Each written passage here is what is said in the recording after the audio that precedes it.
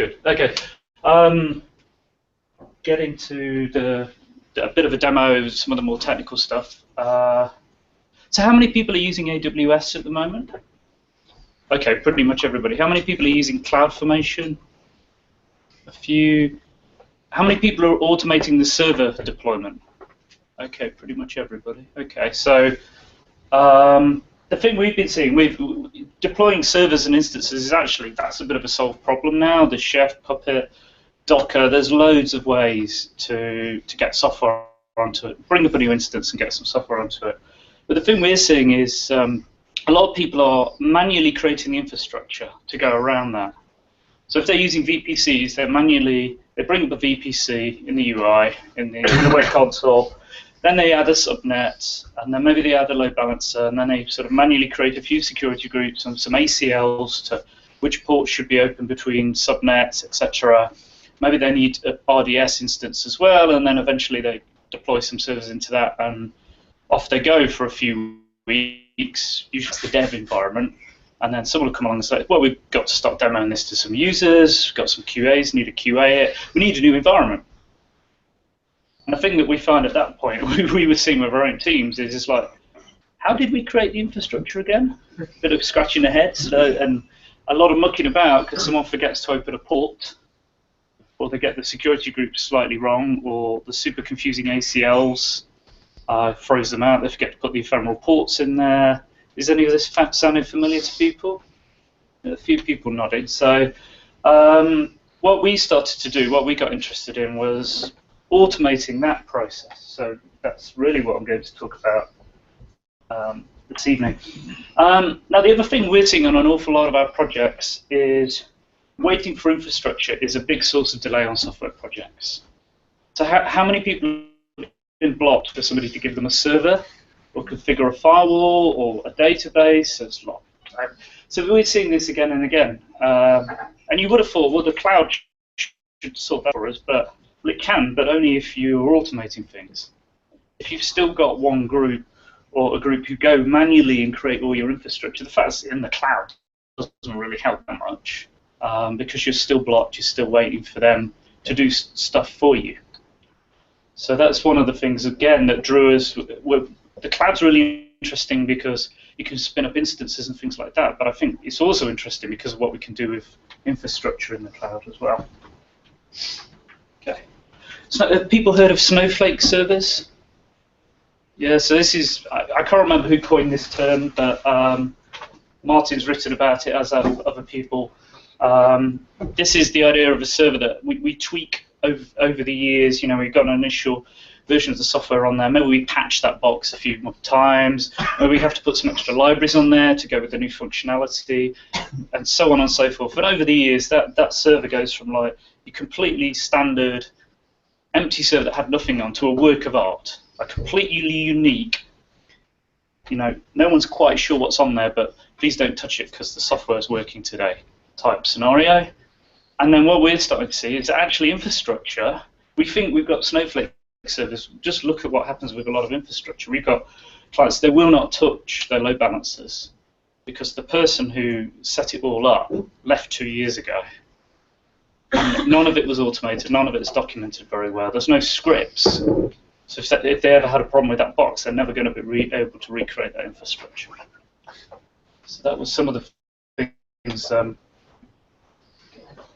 So the cloud ought to solve this. You know, we ought to be able to use the cloud to solve a lot of these problems. But like I say, from a few hands that went up, I don't think we're maybe doing that for servers, but we're not doing it yet for infrastructure in a lot of cases. We're still doing it all by hand. Okay. Cloud. So can we just get the hands again? I think I saw one hand for CloudFormation. Oh no, three folks are using it. So CloudFormation is one way to solve this problem, and it is one way. I'm not saying it's the best way. It's just what we've used. I think there's more tools coming out all the time. What CloudFormation lets you do, it's part of AWS. You can describe your infrastructure, so your subnets, your security groups, your access control lists, all of those things that you need in addition to your service. You can describe all of those in a JSON file, and then you can use a tool and say, right, take what's in that JSON file and deploy that into my VPC. That's what we usually do anyway. And it will create what it calls a stack. You'll end up with a stack that represents, and it's atomic as well. So if it can't do some of the things, maybe because you've made a mistake in the huge amounts of JSON or something like that, it'll roll it all back for you. So you're not left in this awkward situation of it got halfway through and crashed. What state have I left it? Have I left things in? It will roll everything back for you, which is a very nice feature. We have had some projects where people have used Ruby to drive the Amazon APIs directly to do the provisioning, but they got into this situation where if they had a failure, they were then having to manually go in and tear everything back to restore everything to its clean state before they could run that Ruby code again. So you can see one of my colleagues laughing. So what we tend to use CloudFormation, but we found a few things with it that were getting in the way, things that were quite awkward for us. So we've also been working on a tool to help with some of that and some techniques we think are really useful with CloudFormation. So that's what I'm going to tell you more about. By the way, if people have questions, please ask as we go through. Just jump in. So CloudFormation. Yeah, like I said, there's some issues with it. A lot of people say, yeah, JSON's a crap way to write code. You don't want to write code in JSON. By default, you can get some truly enormous files. I can see a few people nodding because the way it deals with physical versus logical IDs, it's actually quite hard to break up a JSON file, a CloudFormation file, because if you break it in two, you have to inject, when you run the second JSON file, you have to give it all the physical identifiers of all the things you want to refer to. Whereas actually you'd like to use the logical names because that would make things more reusable and easy to understand. So that's an issue with breaking it apart. And then we found we were not always keeping track of which bits of JSON, which CloudFormation stacks have been applied to which environment. So you're left in this situation. So did we do that? Which changes are in dev? Which ones are QA? Which ones UAT and production, and so on? So that was something else we were running into. So the other thing we've done quite a lot of work with AWS. Interested to hear what others have done, but what we found, and we've tried it different ways. So one convention we've got is we have a VPC, a virtual private cloud, for each of our environments. So a VPC for dev, a VPC for QA, one for production. That means they really can be identical environments. Everyone is just like a cookie cutter version of the environment as a whole. Use the same CloudFormation file in each one and then change. Well, the tool, I'll come on to it, but the tool helps and does that for us basically. So we've tried it the other way. We got a lot of complication between trying to keep dev, QA. If you put it all in one VPC, you're back to solving all the same old problems about trying to partition dev traffic away from test traffic and which instance of the database am I talking to, and there's a lot of problems that go away if you completely partition things into separate VPCs. So that's just something we've learned. It also means that our routing and our subnets and our access control lists and our security groups are, I was going to say identical, I'll say nearly identical, because actually probably only production should be open to the whole internet. The dev, QA, UAT, we should probably lock that down in some way so not just anybody can come and see that environment. But that certainly gives us a lot more confidence if we manage to reproduce or solve an issue in QA and then we make that same change in the VPC that is for production, then we've got a high degree of confidence we'll fix things there. And the other thing, Amazon's incredibly powerful. And if you run the wrong command, you could delete an entire VPC pretty easily. Now, if that's your production or your load balancer or something, it's easy, it's powerful, but powerful can sometimes be a little scary. I don't know how many people heard about that company that had their root account stolen. I don't know if they're not the only ones, but in this case, someone came in and they just deleted everything. They didn't spin up 200 Bitcoin mining instances in this case. That seems to be normally what happens when people lose their credentials. But they just deleted everything, and they shut up shop. And so that's it. We're folding the company, we can't work any further, that's the end of the game, really. So they had no way to recover any of this, to rebuild all the infrastructure, to get that Snowflake back again, so they could carry on doing business. So that's pretty scary. Are people using IAM roles? Is anybody not? Maybe you're not going to admit to it, but I mean, people have heard, haven't they, about there's tools out there that automatically find the ones that have been checked into GitHub. So there's a tool out there. Amazon themselves will warn you, but if someone spots it first, so people keep checking their Amazon keys in to GitHub, and then there's tools that scan all the public GitHub repositories and pull those keys out and doing Bitcoin mining and things like that. So whatever you do, don't use IAM and don't check your credentials in. Okay. Cool. So that's working conventions. So we do another couple of things. I think it's just a pattern that's worked for us. I'm not saying everybody has to do it this way, but we tend to only have one elastic IP per virtual private cloud. And then we use that. Normally, you could have the Bastion host, if you like. That's the way into the VPC. And then we use things like SSH add to hop from that box onto the other instances within the virtual private cloud. Don't know if people are familiar with that, but what we found were people were copying, because they wanted to SSH from one box to the next, they were copying the private keys out into the cloud onto an Amazon instance, and we just felt, no, that seems like a really bad idea. Please don't do that. So one elastic IP for the NAT box, it's got to have a public IP anyway, otherwise things aren't going to work. We tend to always use an elastic load balancer. One, we avoid having to have another EIP, but it gives us lots of flexibility actually in terms of rolling out extra servers or rehoming a service from one virtual private cloud into another. Just makes that a lot easier. And actually, Amazon do some stuff with their Route 53 DNS service that integrates with the load balancer infrastructure that makes that much easier to do as well. So that's extremely useful. Okay. So we mentioned very easy to lose track of environments.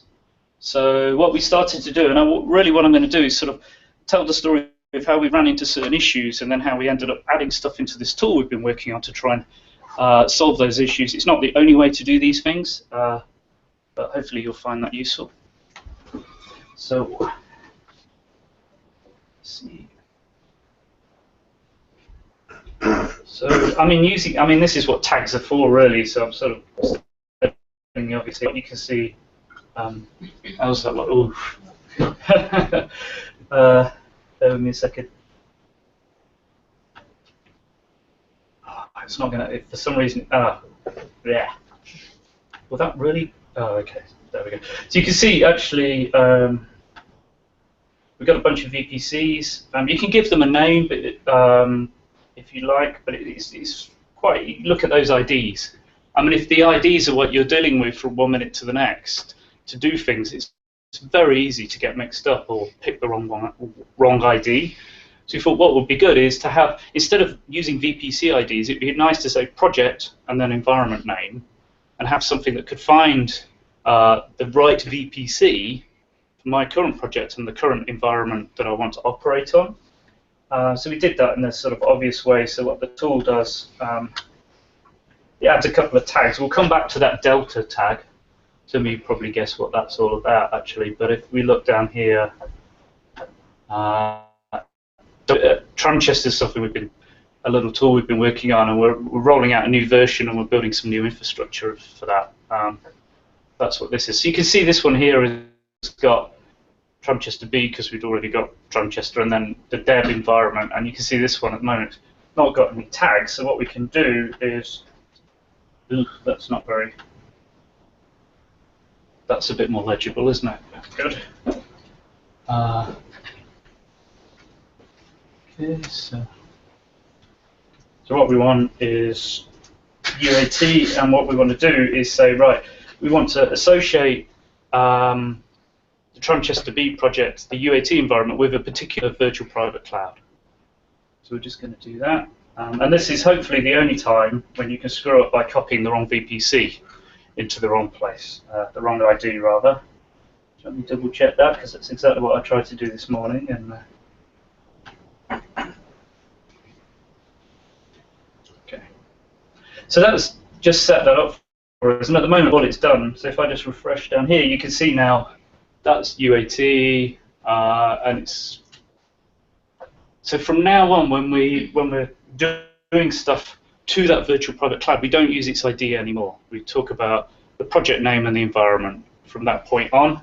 And just real quick, the tool we found, because you're moving around environments and projects a lot, it picks up stuff from environmental variables. So I didn't put the project in there. That's because it's picking that up from the environmental variables. I use AutoEnv. I don't know if anybody else is a fan of AutoEnv out there. Super useful if you're hopping around from project to project.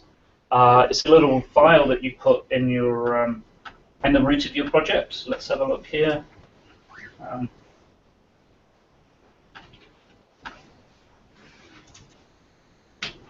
Okay, so it's just whenever you CD into that folder, it just runs the .m file. I mean, it's kind of trivial, but you can see here it's setting up all the. Luckily, a lot of this mess has gone away. I don't know if other people have had to deal with this, but for a while, the different Amazon command line tools use slightly different environmental variables to pick up the credentials. So you had all this sort of rubbish, and then some of them even used a file. Now, thank goodness, most of them are, or the Amazon one anyway, the main one you get off is consistent, but that's a bit of legacy. But you can see I've just got my project set in here and the tools, so I don't have to do that every single time. So AutoEnv is great if you are someone who has to hop between different projects a lot, rather than just working on one thing. It can be super helpful. So does that just set up all the environment variables in that particular project in the directory? It does. So yeah, so if you've got maybe your Java 8 and Java 7, you could change your Java home, and then when you CD into another folder that's got a .env, it will just run that for you in the background. You just set it up in your bash. It's basically an alias on the CD command. So that's just something that I found really useful. Okay. So the next thing we were struggling with, I saw some of you nod. We did a project, and this JSON file got bigger and bigger and bigger, and it got harder and harder to edit and not to mess it up.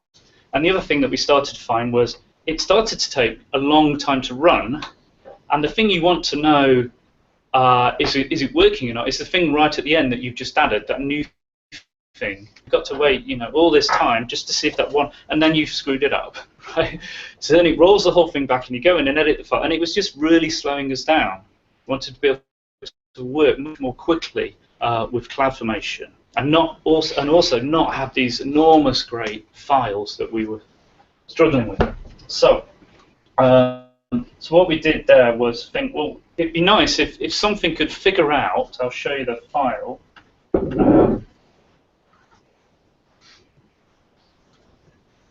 Oops. Okay, try and make that a little bigger for you.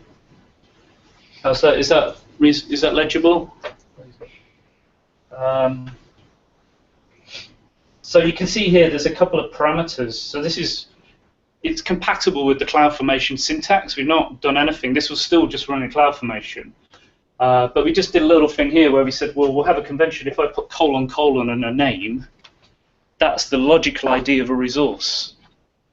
So what that will do is, for the current project and the current environment, it will go and try and find a resource in your virtual private cloud that's got that logical ID. And then what it will do is inject, when it runs this, it will insert automatically a parameter which is the physical identifier, the correct physical identifier, automatically for you. Because we found, we wanted to break things apart, but we didn't want to have to be always going and finding, we had horrible shell scripts and things like that to go and find the right physical IDs. So we thought, well, this nice little convention. And then I just used that as you can see, it's still not, even though it's shorter, JSON's a bit of a pain. You can see we're just referring that to those various parameters, etc., and resources we've created inside of the file there. If I hadn't have done that, I would have. If we couldn't do that, either we've got to have one big file, or we've got So some other way of finding the right physical IDs to put into the file. So make sense to folks? Yeah. So that was one sort of key problem we had. That was just trying to get away from these enormous files. So that was great. That worked. But then we got onto another issue, which I'll come on to. Mappings. So how many are you using mappings in your CloudFormation? Is anybody using mappings? If one or two. Well, we found we've got mapping files that have got things like the VPC ID in, and then say the key name we should be using for that environment. So what we were trying to do was, well, you can see there's a couple of extra parameters in here, and these are automatically populated for you by the tool. So it tells us we always give you the environment in as a parameter to the JSON, and we always give the VPC ID. We'll look the VPC ID up and stick that in the script for you.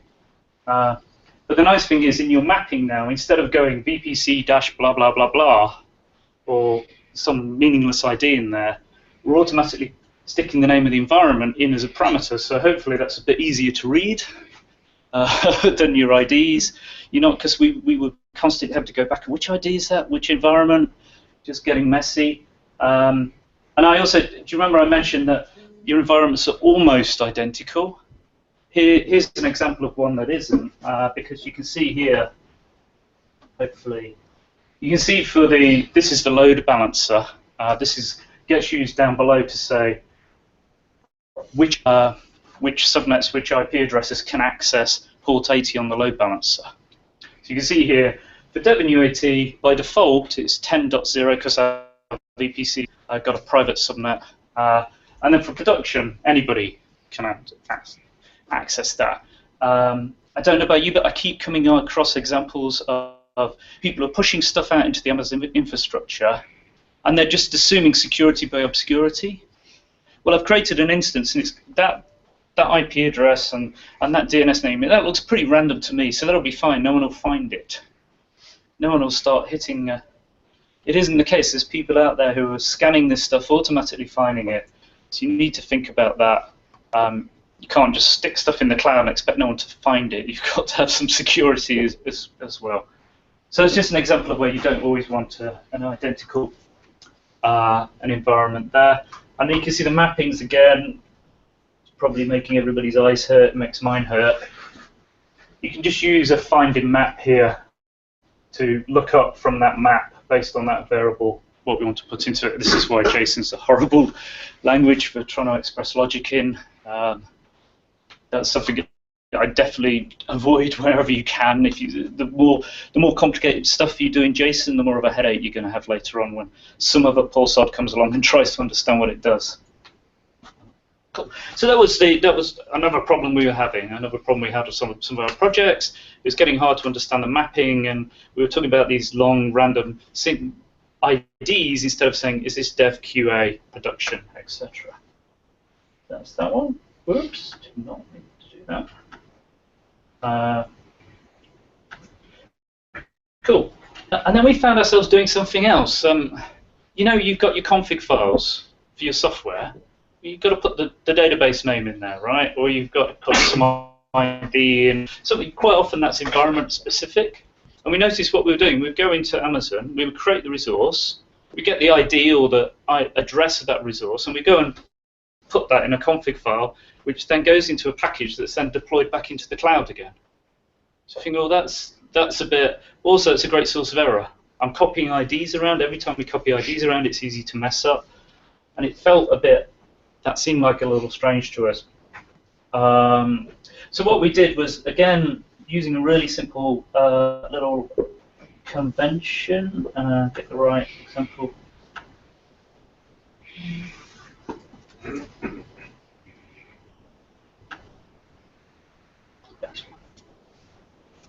I'll make the screen bigger in a minute. Don't worry. Okay, cool. So, this is just an IDS. Are people using IDS?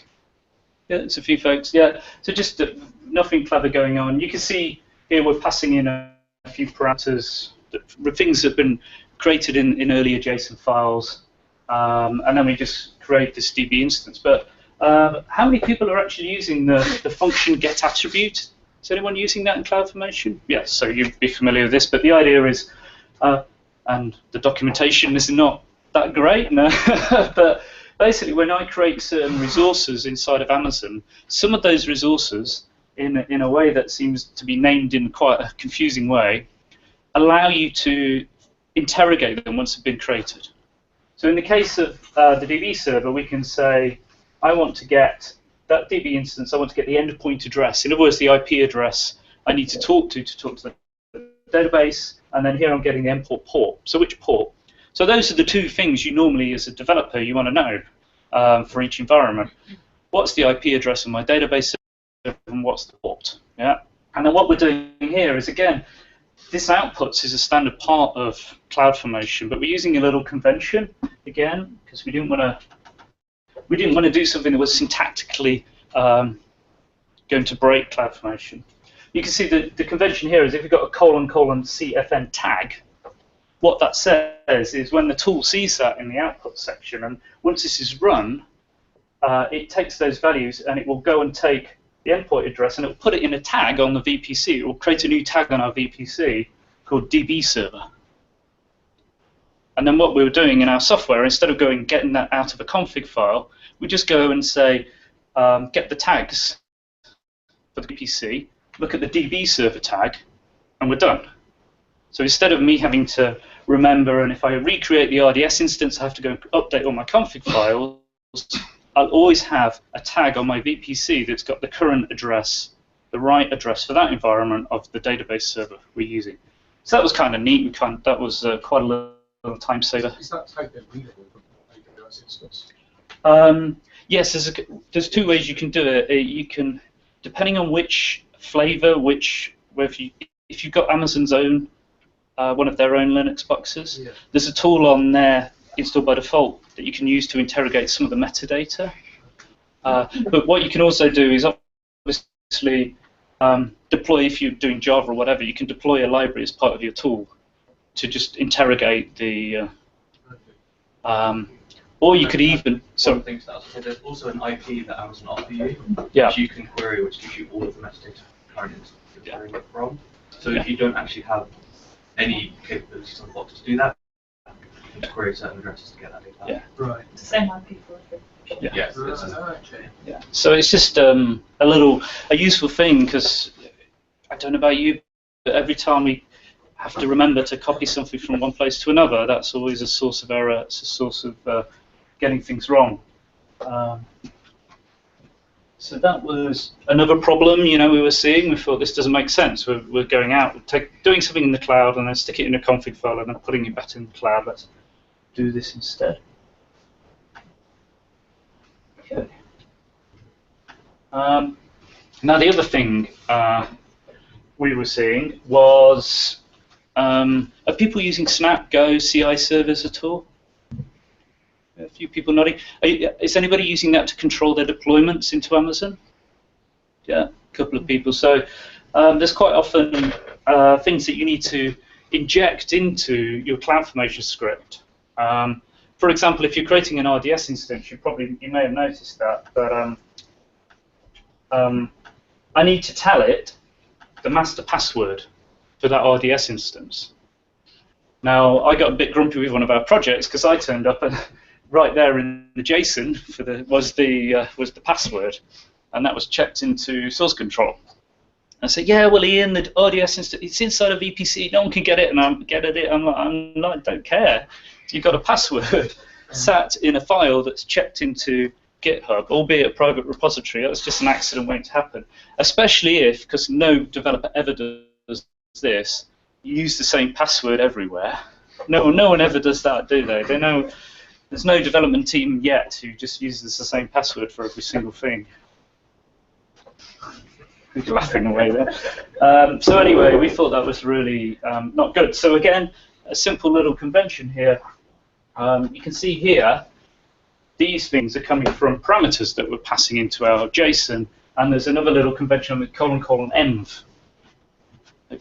So what we're saying there is when our tool runs this script, it interrogates this and it will see that and it goes, right, I will go and see if there's an environmental variable with that name, and if there is, I will take the value of that and inject it as a parameter. And then very important, this is part of CloudFormation, you see this no echo true, because we could do all that work and then echo it all over, spit it out in all the log files everywhere.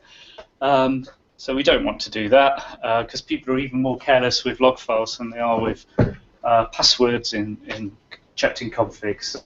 So, this is a tool that you've created.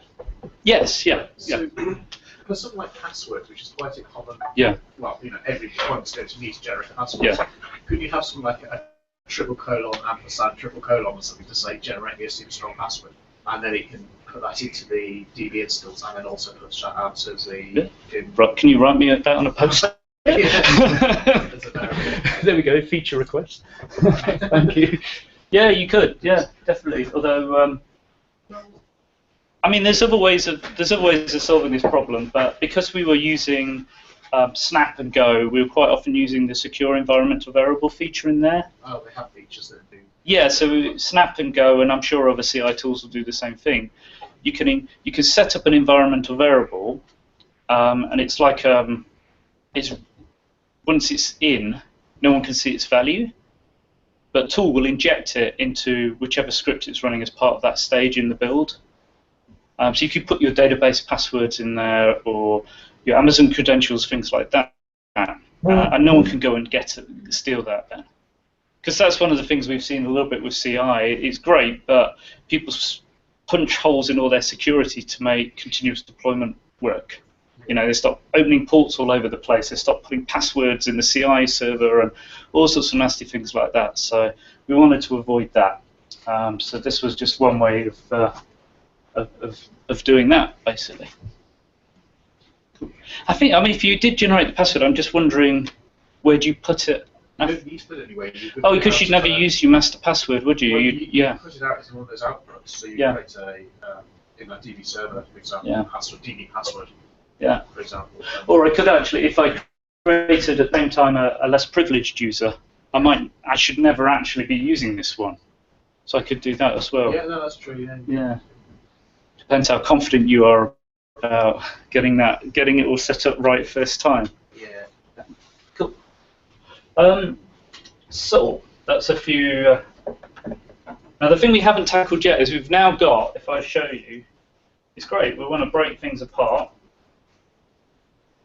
Get in the right folder. We got all these different.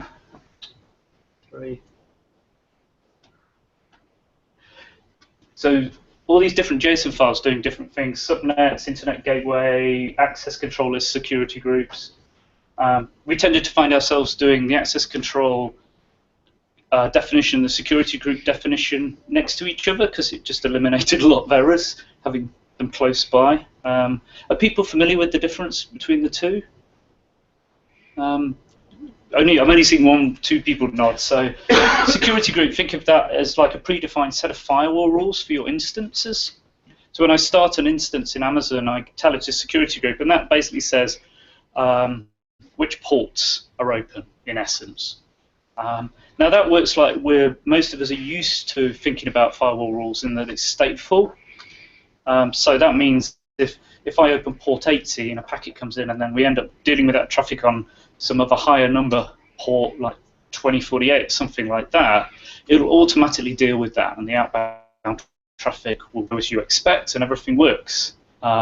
Just like your router at home, when you open a port and you send traffic out, it automatically lets the replies back into your router at home. And if it didn't, it wouldn't be very useful, right? You'd send all these gets to BBC News and the packets they sent back would never get there.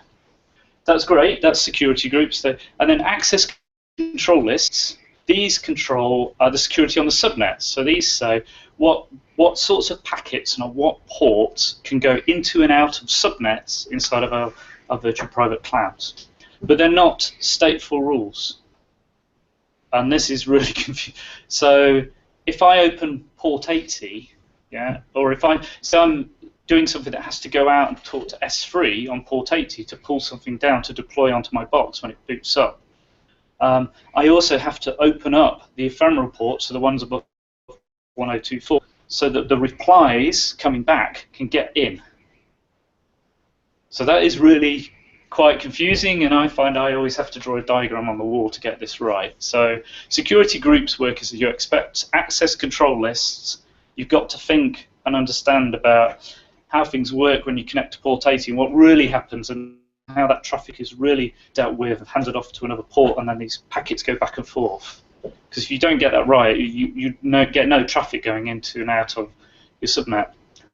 Or you could just open your subnet up to every single type of packet on every single port, which is the way some people have solved this problem. I don't really recommend that. I think the nice thing about if you've got this flexible infrastructure, you've got the ability to quickly update it, you can go by lockdown by default.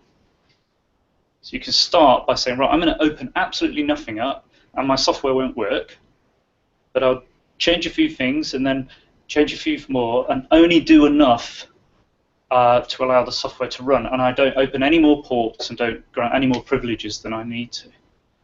Now, I don't know about you, but some development teams, they sometimes do the opposite.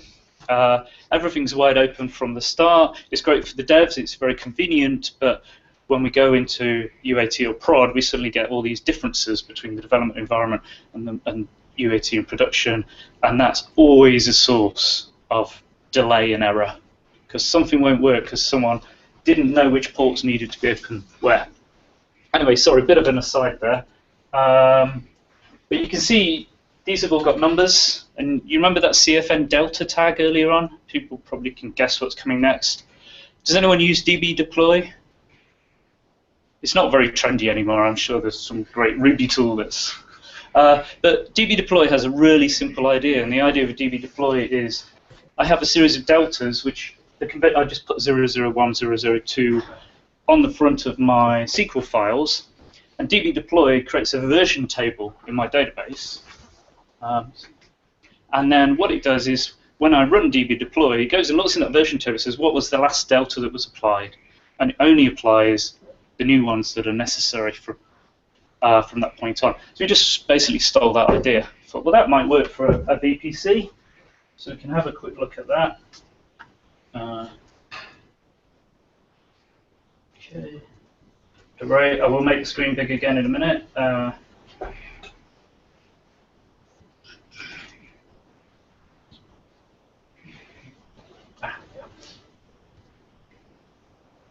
you can see in there, we've got 6 things we want to do: subnets, the gateway, the web rules, security, the NAT box security, and the load balancer security, and the NAT server itself. So earlier on, I created a VPC, and I told it was going to be the UAT environment. So what I should be able to do now, so UAT from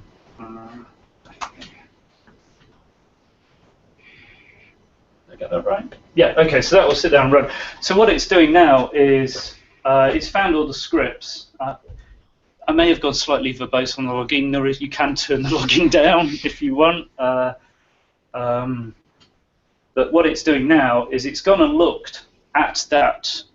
It's found the right VPC using the project and the environment, and it's looked at it and it's seen that that delta tag that was on the VPC was at 0. So what it's going to do now, it knows it needs to apply all the things. So you can see now it's creating the subnets. And depending, of course, the US is awake now, so everything will take slightly longer than it did this morning. That's. So these deltas, they're CloudFormation, aren't they? Do these CloudFormation scripts? These, yeah, because they have their own concept of deltas in CloudFormation. So these are just basically all it's doing is running a series of CloudFormation scripts in order, and it's only running the ones that haven't been applied to the environment yet. So you can see now it's doing the internet gateway, but if we quickly, while that's running, go and have a look at the VPCs. So you can see now that delta is now been incremented to 1. Now, depending on how long it takes I've definitely seen this even in Ireland, that once the US is awake, stuff seems to take longer, and I suppose it's not that surprising. That will keep on. Yeah, so you can see it's now got onto the next one. It's doing the access control lists and the security groups, excuse me, for the web servers in there. So exactly like DB deploy. And if I'd already run those scripts, if the delta had already been 6 and I'd run that command, it would have said, well, you're up to date. So the idea here then is you, in the same way as you might have a series of SQL scripts that update your database for the next version of the software, if you need to change your infrastructure, open some ports, create this new subnet or something like that, it's the same idea. You create a series of deltas, and then the tool will only apply the ones it needs for the environment at hand. So if you need to change one of the early ones, you just have to run the whole lot again, do you? It depends. Now, CloudFormation also has the ability itself to apply changes to an existing stack that it's created, but the documentation, am I being unfair as the document? No, it's pretty shoddy. There's weird instances where it will refuse to update. Yeah, and they don't document it consistently. So, for example, I could write, without using this tool or anything else, I could create a security group, and then I could open some additional ports by just writing a new piece of JSON and running that as a CloudFormation script, and that would work. But there's certain things that if I try and apply a delta, in the fine print it will say, by the way, I do this by tearing everything down and recreating it again. And sometimes it will come back with a different physical ID. So you've got to really be very careful of the documentation on this stuff. If you want to go and change some things. Now, of course, if you've automated everything, maybe tearing everything down and then rebuilding it isn't such a hassle. Although obviously once you're into production, that's not what you want to be doing. But yeah, there is that facility, and the tool will do that. If you give it a file with a .delta on the end, it will treat it as a CloudFormation update instead of a CloudFormation create. But just watch out. It's very easy to suddenly, it won't do what you expect, and the documentation on this stuff isn't that clever. So it's got to the 5th one. So it's just working through applying each of those, and it's doing all these lookups. A lot of the logging here is about it. It's going and finding the right physical IDs for resources. And it's failed. There we go. Well, so is that going to roll back because it's failed now, or is it because each template is separate? Well, what will actually happen in this case, it'll only roll back the one that failed, yeah. And then the delta will not have updated. So if we fix the script and then just run that command again, it should actually just work. So what do I... Oh, okay. I think I know exactly what the problem is. Which one was that? Was it the 4th one? I think it was running the 5th one, wasn't it? Can't you see if you look at the... Oh, that's true, yeah. If I looked at the delta... Oh, it's the 6. I think it's 006, yeah.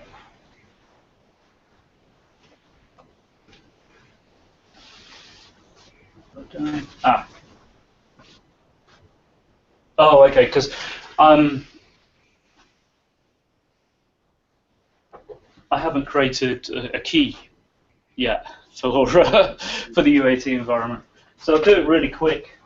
Please don't normally do. I think you should have different keys for each of your environments, just for extra security. If one of them got compromised, the one that's most likely to get compromised, I think, is your development one, because that's the one people get careless with because they're using it all the time. We'll see if that works or not. So use a different key for every environment. That would be something else I'd suggest. So if that gets compromised, they can only get onto the servers, and they can only do things on servers in particular, one particular VPC, not absolutely everything. And then you can use your .ssh config, so you don't have to remember all of the key names for all the environments and stuff like that. Just create a short name for it, and then it'll do that for you. Did I manage to fix that? Yeah, it looks like that's probably going to work now. So yeah, it didn't. It only tries to do the one that failed.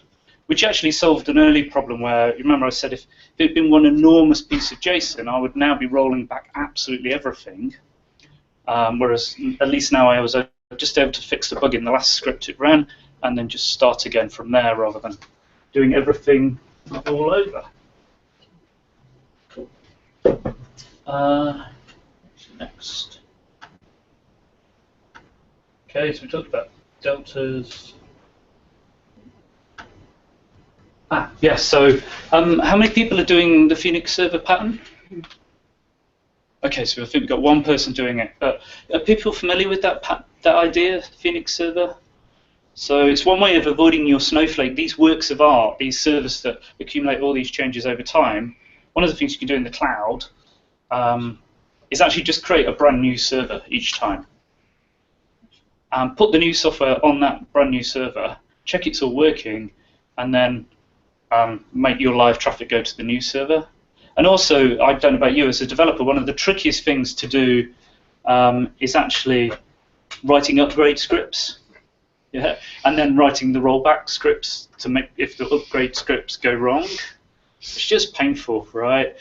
So actually, this is actually much simpler. Just create a brand new server and stick the new version of the software on the server, right? And then sanity check it, make sure it's all working, and then move the live traffic onto the new server. So that's Phoenix server. And what we tended to do, because we're using continuous deployment, we're using our CI servers to help us control all of this. We tend to think of in terms of build numbers. So, is it build 88 or build 90 of the software? So what we realized is what we could actually do is have the tool help us with that, this idea of the build number. So if I find, probably now I've got too many windows open. Okay, yeah. So you can see here there's on the tool, either from an environmental variable, which is very handy for lots of CI boxes, or in the command line, you can say a build number. So what this does is if I say create a CloudFormation stack with this build number, it passes that in for us, and you'll end up with all your resources will have an additional tag on them, which is the build they correspond to. So if you say what version of software is on this box, I just look at its tags, and I can see the build number on it right there. So I can show you that, for example.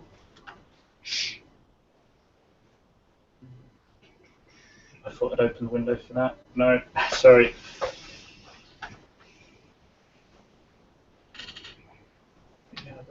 Instances, real quick.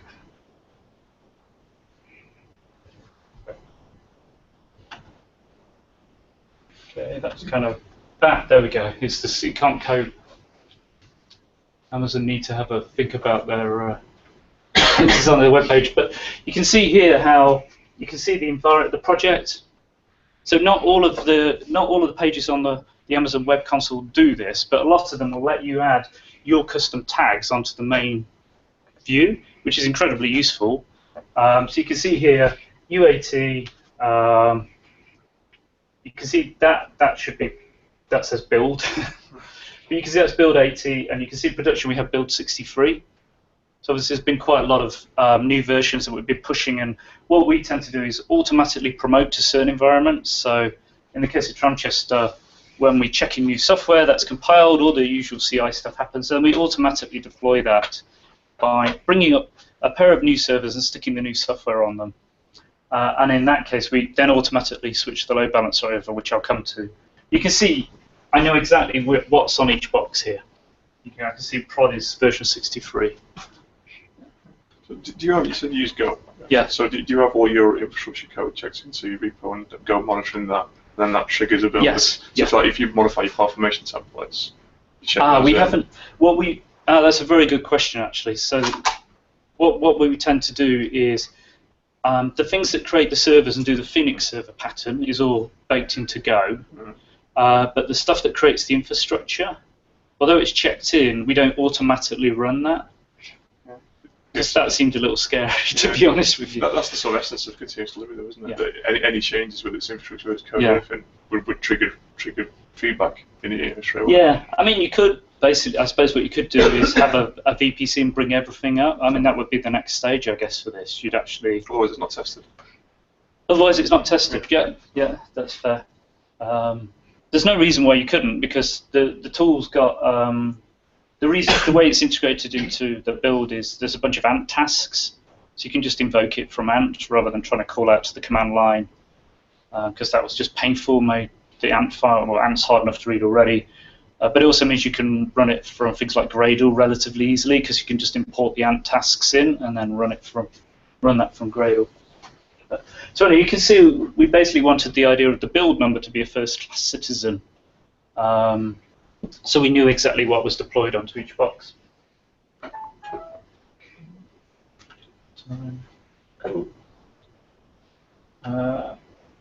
Okay, security. I think we talked about that already, so I don't need to go over that again. Yeah, the one thing. So the other thing the tool will do. Unfortunately, I can't demonstrate this at the moment, but there's a command here. Find it. So there's this. What the tool will do is you can tell it to update the elastic load balancer for your current environment. So if I deploy a new Phoenix server with build 90 on it, what I can do is we were struggling with this. It's another one of those things that was painful for us on a project. So we thought, can we get the tool to automate this for us? So the tool will, based on the current project and the environment, will go and find the elastic load balancer for you. Once it's found the elastic load balancer, you also tell the tool the build name, and it will go and find the servers that are tagged with that. So, okay, these are the two new servers that have got build 90 on, and it will go and automatically update the load balancer to point at those two new machines. So you can very quickly say switch over to build 90, rather than having to go in and do this all manually and remember the ELB name and paste it into the right command and then all of that. So it's just automating that last step for you. So deploy the Phoenix servers and then move the load balancer over, and then don't immediately delete the old servers, because that's your rollback plan. If things aren't working, then you just update the load balancer to point back at the old boxes. So the development environments, we often automatically delete them, because otherwise you just end up with all these instances. But for UAT and production, we don't. So we want that safety net of if something was to go wrong, we just point back at the old boxes. Hopefully everything continues working as normal from that point. You can do that with databases as well, because we're using RDS, so you have the old data up. So if you move to a new one, then you've got new data from user input anyway. Yeah, that's why things like the instances and RDS instances, I wouldn't use the tool that applies all the deltas to do that, because you may not want your database to go away and come back. No.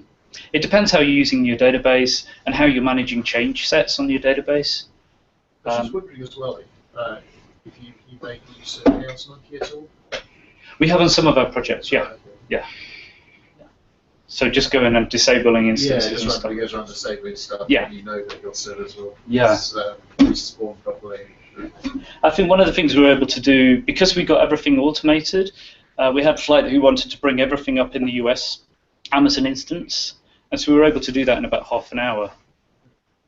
Because everything, we didn't have to, all we had to do was switch over to the US, one of the US Amazon regions, create a VPC, tag it with the right tags, and then point the tool at it and tell it apply all the deltas. So that was pretty nice. We were able to bring that up, because I mean that's another reason I think sometimes people don't have a proper fault-tolerant configuration, because the cost of reproducing the environment is very, very high. I think with tools like Amazon in the cloud, you've got no excuse really. I mean, if you've automated bringing up all your infrastructures and you've automated deploying all your servers, then having all of that available in one of the other Amazon regions or availability zones should just be trivial. It should make that easier for you. Depends if you're PCI. Sorry? If you're PCI compliant, you can't run it in different regions. It depends on which data you've got, but yeah, PCI compliant. But then if I was taking credit card payments in Amazon, I'd be using someone else's service. I wouldn't be trying to manage that myself, but that might just be me. Yeah. But yeah, I mean, Amazon's a no-go for some of our clients just because of EU data protection legislation. There's certain data that they're not allowed to move outside of the country, so they can't use Amazon or even some of the other cloud providers for that reason. Is that really the case that they can't just host in Ireland then?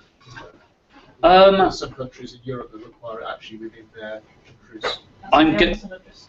Italy I've got a is data like centre in Germany. Yeah. This is one of the points when clients ask me this sort of thing. I say, well, I'm a technologist and not a legal expert. I suggest that you consult your legal staffers to get some advice on this topic. Because it is really very, when you start to read some of the legislation, you're like, I suppose it's like them trying to read my JSON. It's,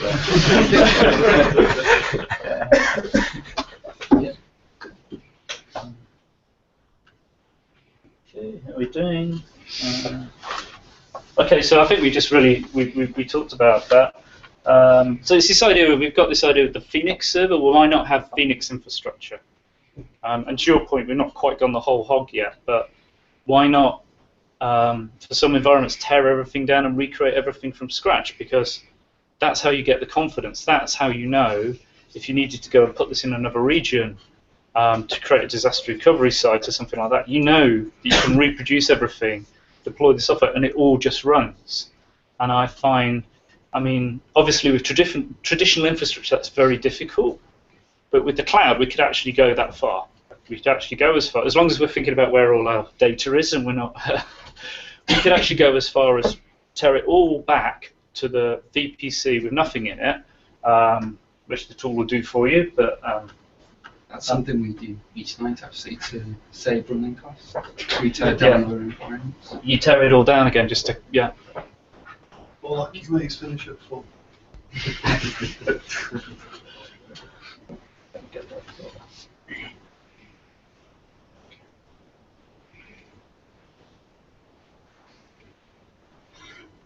It's distracting me having this. I can't see because of that Google Hangouts. I'm just going to run this. Oh, there we go. Where's my focus gone? There. Okay.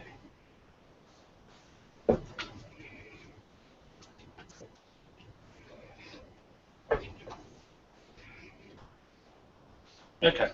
So that's what that's doing, and the documentation has watch out, warning, warning all over it. But what that's doing is it's going in and it's doing the opposite from what it did earlier on. It's deleting each of the stacks in turn, and you have to do them in the right order if you've got dependencies. And once it's managed to successfully delete it, it will update the delta tag. So you can, and there's also another command. Instead of rolling back everything, it will just roll back the last delta that you made, the last change. But this will just. So actually, if we're going to do what you suggested, we could actually use this and just say, right, roll everything back, get the new CloudFormation files there, and then redeploy everything, make sure everything's working. So it's rolling everything back. And it's interesting you mentioned costs, because the other thing we found with the ability to change the infrastructure really quickly and easily, I was looking at our Amazon bill for one of the things we do each month. And each month I was thinking, how can I change the infrastructure to make that cheaper? And what we're able to do, because we've got multiple VPCs, I'd create a new VPC, tweak the infrastructure to do something that's going to cost me less money each month from Amazon, bring up that new infrastructure, deploy the servers into it. If everything's happy, then I just switch the DNS over.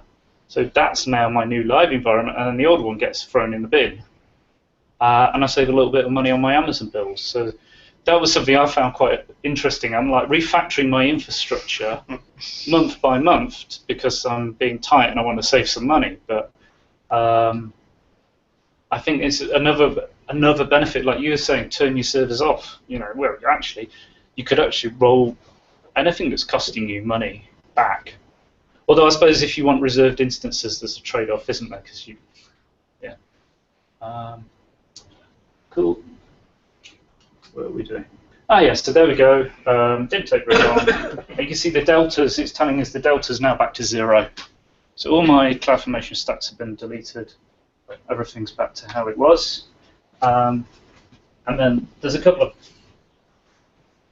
sort of little housekeeping things. I don't know about you, I hate having to jump to a web console and check something there. So there's the AWS command line tools are much better than they used to be now. There's a few things it didn't quite do. So you can see here, I should have turned the logging down before the talk. Apologies. You don't have to have all this logging. You can see in this environment now, there's nothing. We haven't got any stacks up in that environment. I think if we have a look at dev,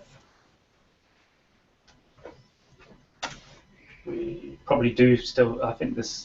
I left everything deployed in there. Let's have a look. The other thing we found. Okay. There's only the bucket policy, so the servers can load the software from S3. Because what we do in our CI server is each time we get a candidate build, we upload that into S3, and then when the servers boot up. I mean, there's loads of different ways to do that, but because it's such a simple project in this case, what we're actually doing is, people use Cloud Init. Is that a tool? Yeah, you've used everything. Yeah. Don't know why you came. You should have done the talk. See what other people do. What other people are doing, sorry, yeah, fair enough. Well, Cloud Init's really interesting. You were mentioning the metadata that an instance has access to. Well, there's this chunk of user data, and in a lot of the Linux images now, what happens is when they boot up, they go and work out if they're in the cloud. And if they're in the cloud, they will pull in that user data, and they'll hand it off to a tool called Cloud Init. And Cloud Init's quite clever. It can basically install packages, set up SSH keys, and that all happens at first boot. So if you're doing Phoenix Server, it's actually quite a cheap and easy way to get stuff onto the box. So you can see here, again, the JSON makes it hard to read, but basically I'm telling it, go to this base URL, which is the address of my S3 bucket. We always put our deployables in /build number/. So get the build number and just download these two files. And then this is what this is doing. These are actually comments for Cloud Init, but it's just a nice way to get some extra additional info into that box. So we're telling which environment it's running in. Actually, the main reason we do that is so when we're doing logging, it says whether it's dev, UAT, or prod, because when you look at your log files, you don't want everything all mixed up. You want to know which environment you're looking at. And then a couple of things, just telling it where to get stuff from, basically. So when the box boots up, Cloud Init will go and pull these two files, it executes them. One of them installs some packages, the other one downloads the software, unpacks it, and just runs it. So it's very lightweight, and it's a purely pull model. Now, I think in a bigger, more complicated scenario, you'd use something like Chef or Puppet and have a server and do things that way. But for our simple bit of software we were doing here, that was good enough for us. The box boots up, pulls some software down, and then one little trick that is, you can see that we've got this wait URL here. So I don't know if you've used wait handles at all. So wait handles are a really nice little feature. They basically will block the execution of your JSON, of your CloudFormation script, until something posts some data to that URL. So what you can do is basically, this says pull down some software and start. Once the software is started, so it's up and running, and maybe it does some self-check and make sure it really is running, it can talk to what it needs to talk to, etc. It then posts some data. And what that does is unblock the CloudFormation script, and it carries on running. So when this script's finished, we actually know we've not just asked for 2 instances to be created. We've created 2 instances, we've installed the software on it, and the software's actually running, which is really nice. And then if there's a problem, this will time out, and then the CloudFormation stack will roll back, which is why it's really important you have log aggregation from. If you're going into the cloud, one of the first things to do is get some log aggregation going in there. So you've got one place to go and see all your logs. In this project, we used CloudWatch. This is Amazon's new log aggregation service. You see, this is the only reason actually we tell the boxes which environment they're in, because everything else they get out of the VPC and the tags and everything, but otherwise you've certainly got the problem of saying, well, which instance is that and which environment is that running in? So we just did this so we could see, it's the web server, it's in the dev environment, it's build 77. We can see what's going on. However, unless you're doing something trivial, I don't recommend right now you use the AWS CloudWatch logs. There's no search box. I don't think I need to say anything more, really. There's no way to search the logs. What do you recommend using? Oh, well, we've had a few on the radar, actually. Greylog 2, a lot of people seem to like. Logstash, with or without Kibana, seems to be another one. I think there seems to be a new tool for this sort of thing comes around every few months, actually. I mean, we've had some on the radar, so if you want to find a list of ones that certainly we've used and what we thought about them, if you check out the radar, you'll see some on there. Cool. Right. And that, I think, is about... Oh, yeah, so we talked about this, refactor the infrastructure. So normally we refactor code, but maybe we can refactor our infrastructure instead, cut our costs. Oh, yeah, and one last thing, even it's quite hard to know what on earth's going on sometimes, especially when you're trying to diagnose issues with these ACLs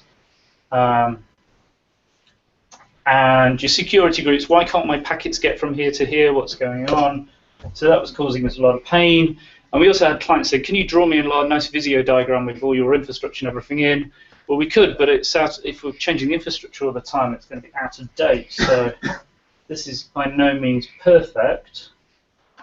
But what we did is the tool will spit some nice diagrams of your infrastructure out for you.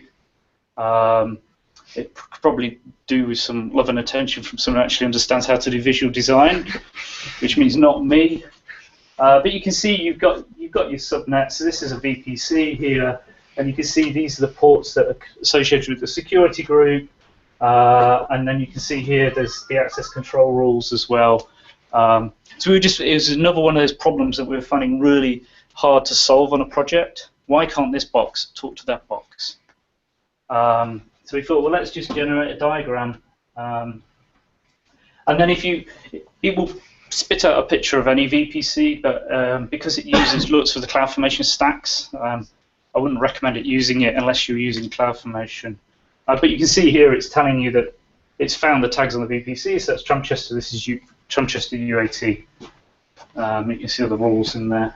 So yeah, it's not great. You can it's spitting out GraphViz. Don't know if people know GraphViz. It's a beautiful little tool, actually, very simple. You just sort of do A, arrow B, B, arrow C, run GraphViz, and it will spit out a diagram with those nodes, showing those nodes connected. That's why it's not beautiful, because it's automatically generated. But it is nice that you can just go and edit anything. Yeah. In text format. Yeah. So it was just one of those things where, well, we could draw a diagram, but the diagram's out of date straight away, and actually all the information we need, everything we need to fully describe what's in the VPC, is we can get it all through the Amazon API. So that's all this is doing. It's just using the Amazon API, and people have done some of the things with bits of Ruby. It just goes in and pulls all the data out for you and spits out some GraphViz, which you can then render. So that's... What's the tool using then, Dave? Is it calling into APIs or the CLI?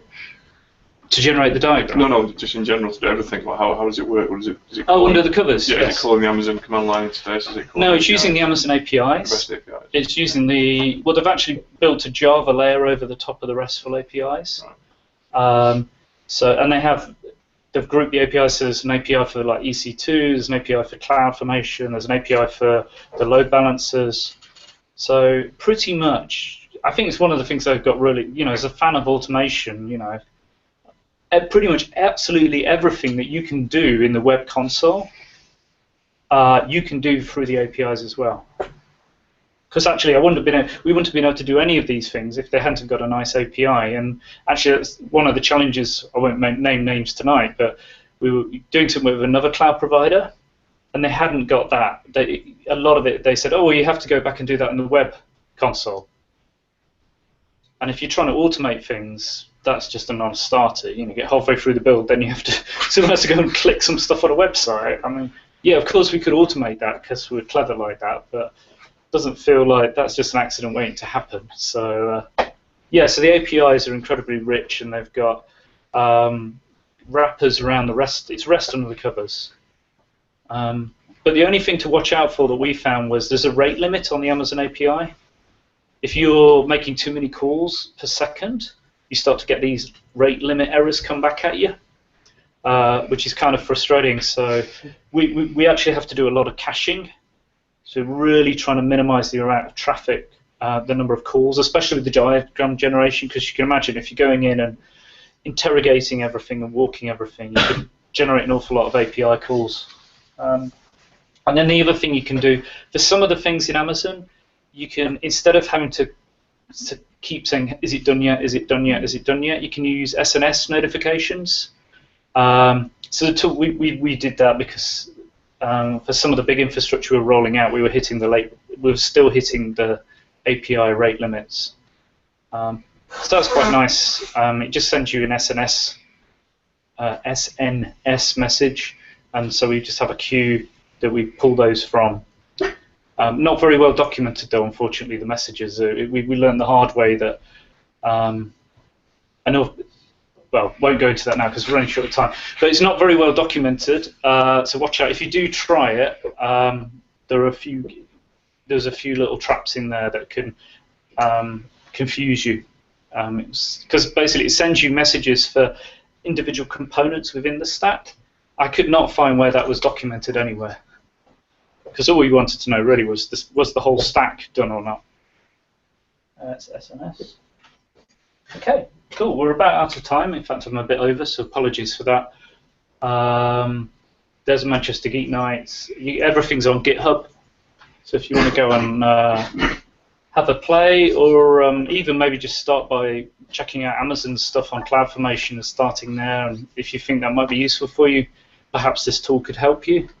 But there are other ways, and I think the interesting thing is that a lot of people, this infrastructure as a code thing seems to be a big trend. I think Ansible is starting to support some similar things, so it's a really interesting area. Cool. Okay, cool. Thank you very much. Thank you.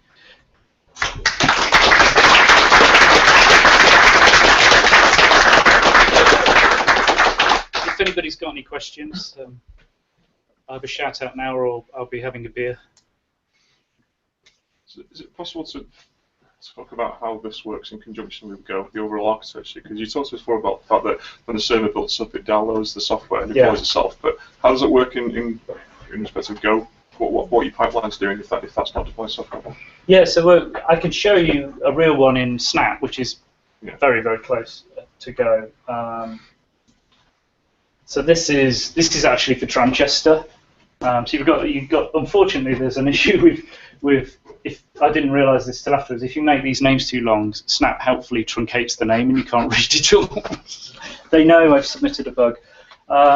So this is doing all our tests, compile the code, run all the tests, and then the next thing we do is push that up to S3. So I can show you. So all Snap's doing is just calling a target on an Ant script.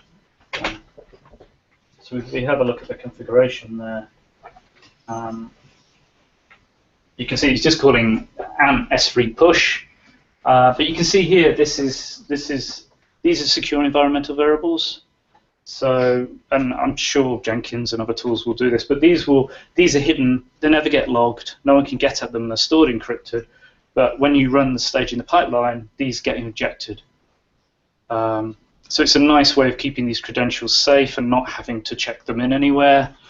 You can use these secure environmental variables. Snap's free, by the way. If you just want to go and play with Snap, you can use, I think, 1 private repo and up to 5 public repos for free with Snap, I think. I think you cannot have private repos anymore, but you can have unlimited public.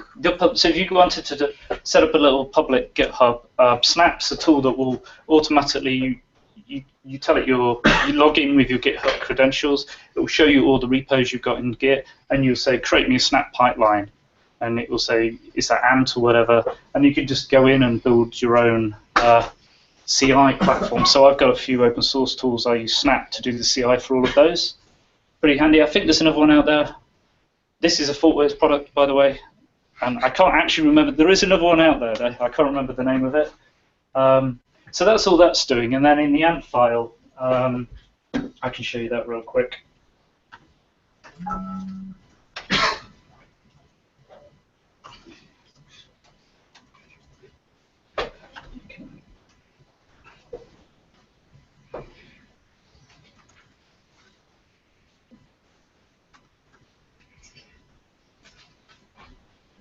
Yeah, so it's just CFN. The tool's got an AMP task. So everything you can do from the command line is available through AMP as well. And you can see here it's just saying, right, take the value of what we've put in the distribution folder and just upload that to S3, and it bucket name and build number, so it sticks it in the right place for me. And then you can see the things like the deploy to the infrastructure. Just it's literally saying invoke the command against that folder, and it will play all the deltas. And then somewhere in here there's the servers. Yeah, here you go. So it's just saying, right, invoke the tool, this region, this project, that environment. We're using SNS, so we're not having to poll to find out if it's worked or not. We get sent the messages. That's the build number, and then use that CloudFormation template, and it will just run that. And so all the pipeline stages do is just invoke AMP, and then the target we've got here.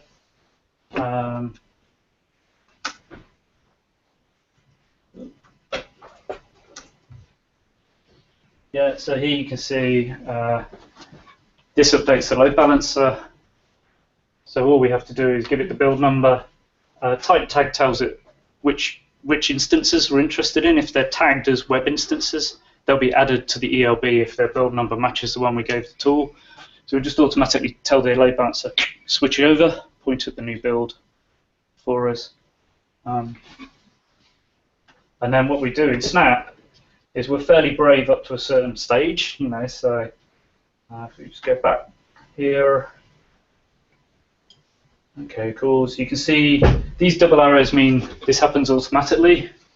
So we actually push the development and update the load balancer automatically. So whenever we do a build, that gets deployed. But for UAT, and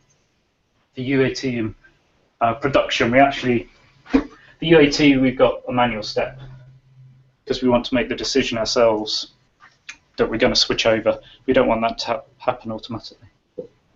So it's pretty straightforward. I think the key thing is having a build pilot tool that's got this idea of a pipeline and stages as a first-class citizen. I think you can try and do this in a tool that doesn't support that, but it just gets really messy really quickly.